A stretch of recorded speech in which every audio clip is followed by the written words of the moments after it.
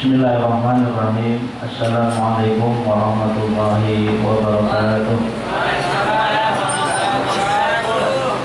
Alhamdulillah wassalatu wassalamu ala Rasulillah Sayyidina wa maulana Muhammad ibn Abdillah wa ala alihi wa sahbihi wa man tabi'ahu wa walah. La haula wa la quwata illa billah. Puja dan puji syukur marilah kita panjatkan kehadirat Allah Subhanahu wa taala. Atas izin dan ridhonya kita dapat melaksanakan rutinitas kita untuk melaksanakan ngaji setiap malam Kamis. Mudah-mudahan langkah kaki kita untuk belajar sama-sama senantiasa Allah dapat sebagai amal ibadah dan senantiasa dicurah rahmat dan maghfirah kepada kita semua. Salawat dan salam semoga senantiasa terlimpah curah kepada baginda Nabi kita Muhammad Sallallahu Alaihi Wasallam, pada para keluarganya, para sahabatnya dan para pengikutnya. Mudah-mudahan kita dapat senantiasa istiqomah menjalankan syariat dan sunnah baginda Nabi kita Muhammad Sallallahu Alaihi Wasallam. Yang sama-sama kita hormati Ustaz Ahmad Fauzi, yang sama-sama kita hormati Ustaz Ahmad Khalilur Rahman, yang bersama Ustaz Aziz dan kru Sababun Al-Ikhlas yang udah baca murid beserta kru-krunya. Alhamdulillah enak didengar gitu ya. Mudah-mudahan ya makin cakep lagi begitu ya. Amin ya rabbal alamin. Serta rekan-rekan remaja putra dan putri yang saya banggakan. Mari sama-sama kita mulai ya. Bismillahirrahmanirrahim. Pasal yang pertama, adab hamba kepada Tuhannya. Bermula setelah si hamba mengenal pada Tuhan Rabbul Alamin dengan segala sifatnya yang wajib. Jadi kita mengenal Allah Subhanahu wa taala dengan segala sifat yang wajib. Sifat yang wajib bagi Allah ada berapa? Ada 20. Sifat mustahil bagi Allah ada berapa? Ada 20. Sifat jaiz bagi Allah ada berapa? 1. Alhamdulillah ya. Yang daripada itu bahwasanya Allah Ta'ala amat mengetahui dan amat melihat dan amat mendengar. Jadi Allah Subhanahu wa taala dari sifat-sifat yang wajib yang 20 itu diantaranya ada sifat Allah itu maha mengetahui. Allah Subhanahu wa taala mengetahui dengan segala-galanya. Tidak seperti kita. Kita sama enggak? Pengetahuan kita sama enggak? Tentu berbeda. Allah sang pencipta, kita yang diciptakan. Gitu kan ya? Kalau misalnya ibarat kata sebuah produk gitu ya, sebuah barang diciptakan oleh manusia, pasti yang menciptakan dia lebih tahu kekurangannya apa, kelebihannya apa, pasti sudah sangat lebih tahu. Kemudian Allah juga maha melihat. Melihatnya Allah tidak terbatas ruang dan waktu. Kalau kita terbatas ruang dan waktu. Saat kita tidur, kita tidak bisa apa? Tidak bisa melihat teman kita, dia lagi ngapain, nggak bisa. Kita tidur. Ya benar kan? Kita juga nggak bisa melihat Ketika misalnya kita ada di sini, Pio lagi ada di belakang kuburan. Maksudnya dari situ tuh kelihatan? Enggak, karena penglihatan kita hanya yang ada di depan kita. Kalaupun ngelihat ke belakang, itu pun kalau ada kaca spion gitu ya. Kemudian Allah juga memiliki sifat yang amat mendengar. Kalau kita dari jauh kedengeran nggak? Kalau secara langsung berbicara sama teman kita di sini, yang satu di sono, tentu kalau teriak kedengeran. Kalau misalnya enggak, kan nggak kedengeran. Tapi jangan ngeles, mentang-mentang bisa Pak, saya dari sini ke Jogja bisa saya kedengeran apa lewat telepon, ya itu malah cerita gitu ya.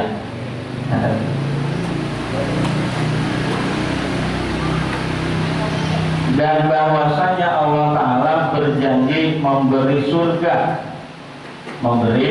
surga kepada hambanya yang mengerjakan perintahnya lagi menjauhkan larangannya. Jadi kalau kita tiap hari Jumat pasti kita diingetin suruh ngapain? Wasiat takwa, menjalankan segala perintah Allah dan menjauhi segala larangan Allah. Pasti itu bagian dari rukun khutbah gitu ya. Surga aman neraka ini emang udah diciptakan sama siapa? Sama Allah Subhanahu wa Ta'ala. Andai kata kalau surga aman neraka kagak ada, kalau kayak lagu Krisya itu di liriknya kan ada kan, jika surga dan neraka tak pernah ada, masihkah apa ya itu ya, kita bersujud kepadanya gitu ya, kalau tidak salah kalau lebih gitu. Jadi kalau misalnya di dunia atau Allah tidak menciptakan surga dan neraka, kira-kira kita masih bersujud sama Allah kok ada gitu. Itu sebagai bahan renungan buat kita semua. Jadi dalam satu materi tentang tingkatan orang ibadah kepada Allah, kata Sayyidina Ali itu ada tiga tingkatan. Yang pertama, ibadahnya seorang hamba ibadah tujar, seorang pedagang. Ini yang pertama. Jadi ibadahnya seperti seorang pedagang. Kalau kita dagang kan pasti ada apa? Orientasinya pasti ada untung, ada rugi. Begitu juga orang ibadah, ada tingkatan seorang pedagang. Jadi ada untung, ada rugi. Kalau misalnya saya sholat, berarti kita harus apa? Berpahala, gitu kan? Itu salah satu tingkatan ibadah seorang pedagang. Kemudian yang kedua yaitu tingkatan ibadah seorang budak. Jadi kalau yang pertama tadi kita ibadah karena ngarepin pahala, orientasinya tentu ya pasti ngumpulin pahala biar dapat surga, pasti kan gitu kan. Kemudian yang kedua tadi tingkatan ibadah seorang budak. Budak itu amat sangat takut kepada tuannya. Jadi begitu juga seperti halnya orang yang beribadah karena takut kepada siapa? Kepada Allah. Takutnya karena apa? Karena takut masuk neraka.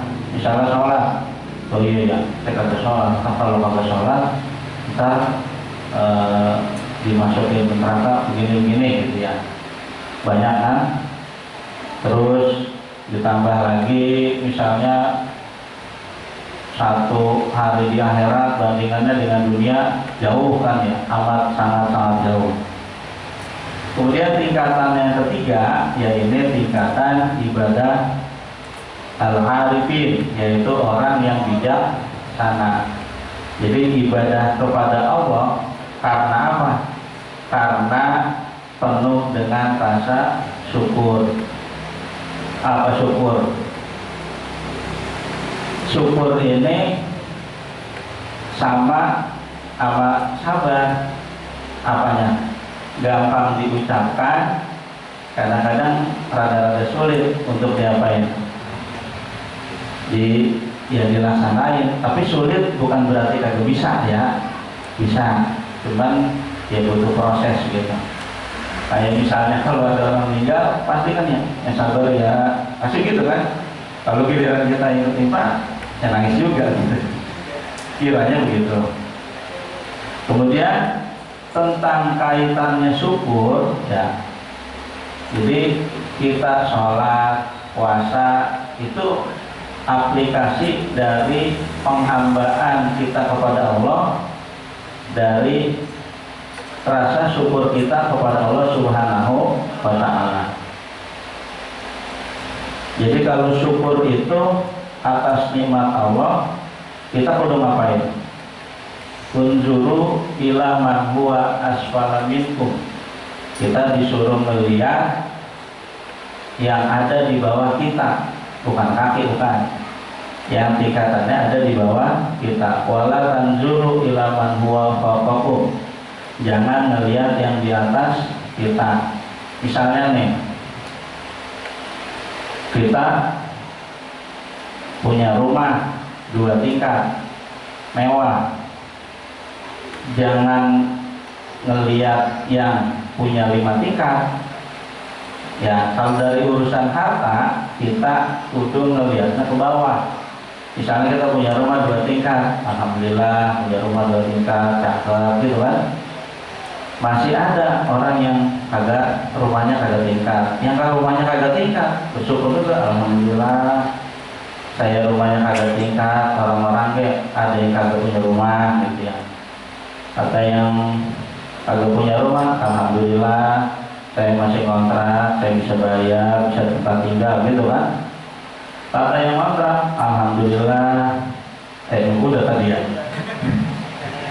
Kata yang di bawahnya lagi, lah masih bersyukur juga, alhamdulillah saya masih tidur ngemper di pinggir jalan, orang-orang diusirin misalnya gitu kan. Begitu seterusnya. Misalnya kita yang sering banget mobil, motor, sepeda, jalan kaki gitu kan. Kata mobil, saya dari bawah dulu, dari atas. Kata mobil, enak banget motor ya, kalau lagi macet bisa pus gitu. Kata siapa tuh? Kata yang punya mobil. Tapi yang ngomong sama, yang ngomong ini ceritanya gitu. Kata yang punya motor, enak banget tuh ya. Yang punya apa? Ya mobil, hujan kagak hujan, panas kagak panasan. Jadi kita melihat ke bawah. Yang punya motor, alhamdulillah.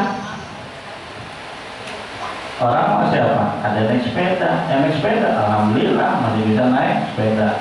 Orang ada juga yang kagak punya sepeda, jalan kaki. Kata yang jalan kaki, alhamdulillah saya masih jalan kaki, bisa sehat. Ada lagi orang yang apa? Yang kagak bisa jalan, kan? Kata yang kagak bisa jalan, alhamdulillah saya masih sadar, ini masih bisa dia berzikir, mengingat Allah gitu kan? Ada orang? Ya mati gitu. Ya begitu kiranya. Itu kalau dari tentang masalah syukur kita dalam hal harta. Tapi boleh kita dalam hal syukur melihat ke atas. Dalam hal apa?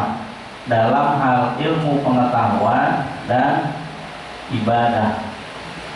Jadi kalau kita dalam ilmu pengetahuan melihat teman kita, teman saya pintar banget itu, boleh kita ngiri. Tapi ngirinya dengan hal yang positif, jadikan motivasi. Kalau motivasi kan ya semangat, jadi patut semangat. Atau dalam hal ibadah, misalnya kita melihat kadang-kadang melihat aki-aki rajin banget ke masjidnya. Ya kita juga kadang balik, ya Allah, hati-hati rajin banget ke masjidnya ya. Kita yang muda-muda masih rada-rada bolong-bolong gitu ya. Nah, kaitannya yang tadi saya ceritain, yang tentang tadi ibadah, yang pertama seperti seorang pedagang, kemudian yang kedua seperti seorang budak, yang ketiga ibadahnya orang yang bijaksana dengan penuh rasa syukur. Salah nggak kalau misalnya kayak yang pertama? Salah nggak? Kayak tingkatan yang pertama salah nggak? Ada. Yang kedua salah? Ada juga. Yang ketiga ya emang itu yang lebih baik. Jadi kalau baru nyampe yang pertama, sebenarnya kayak kita waktu kita masih kecil juga kan itu pasti kita diajari begitu ya, tongkrong, kagak kontrak itu, kan gitu kan. Atau kita sering diiming-imingi dikasih apa? Dikasih reward, tahu reward kan ya? Hadiah gitu. Tonton besok puasa ya, kalau buka johor kasih goceng, buka asar 7,5, buka maghrib 10.000, misal gitu kan. Itu salah satu apa? Yang kayak tadi tuh, pacu semangat. Memang pada hakikatnya kita ini diciptakan oleh Allah Subhanahu Wa Taala memang demikian. Jadi kalau kita kagak ada apa tuh surga sama neraka, itu kan buat salah satu motivasi kita. Kalau kagak ada itu, yakin lah jadi kaum rebahan semua. Kira-kira begitu.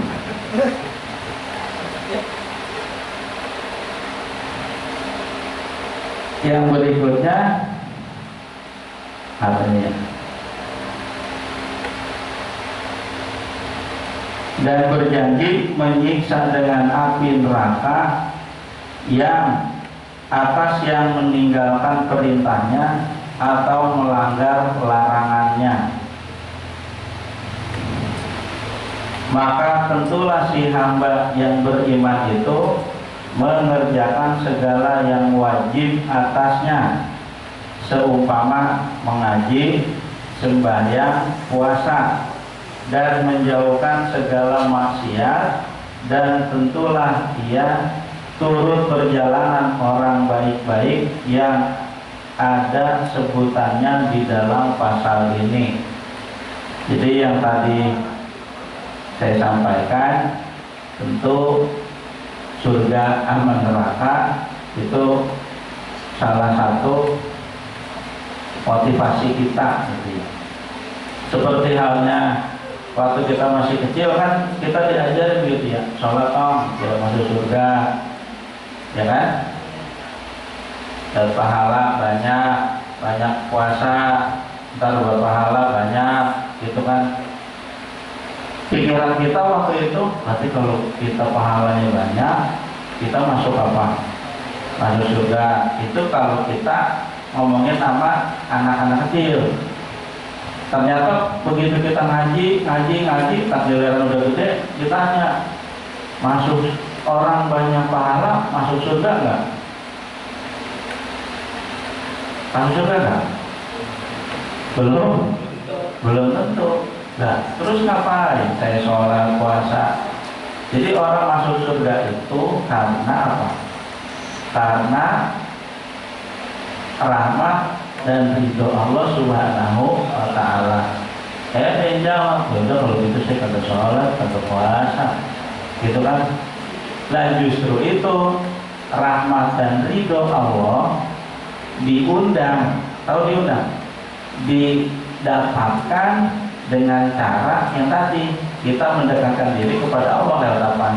Sholat, puasa, haji, dan amal-amal ibadah lainnya termasuk sedekah dan lain-lain. Terus seperti itu. Karena kalau misalnya kita hitung-hitungan ditimbang, coba kita ditimbang pahala kita dari kita akil balik sampai kita meninggal gitu kan, itu barangkali kalau dihitung amal kebaikan kita, amal nikmat yang Allah berikan, tentu lebih banyak mana? Tentu lebih banyak nikmat Allah yang diberikan kepada kita. Barangkali sampai di sini dulu ya. Tomannya ya demam juga itu ya. Apabila ada kata-kata yang benar semata-mata dari Allah Subhanahu wa taala, apabila ada kata-kata yang salah semata-mata dari diri saya pribadi. Saya akhiri billahi taufiq wal hidayah. Assalamualaikum warahmatullahi wabarakatuh.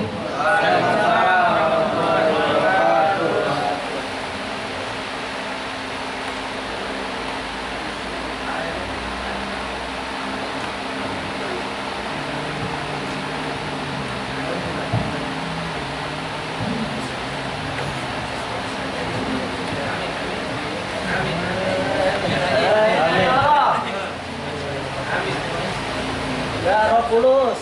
Al-Fatihah. Bismillahirrahmanirrahim. Alhamdulillah.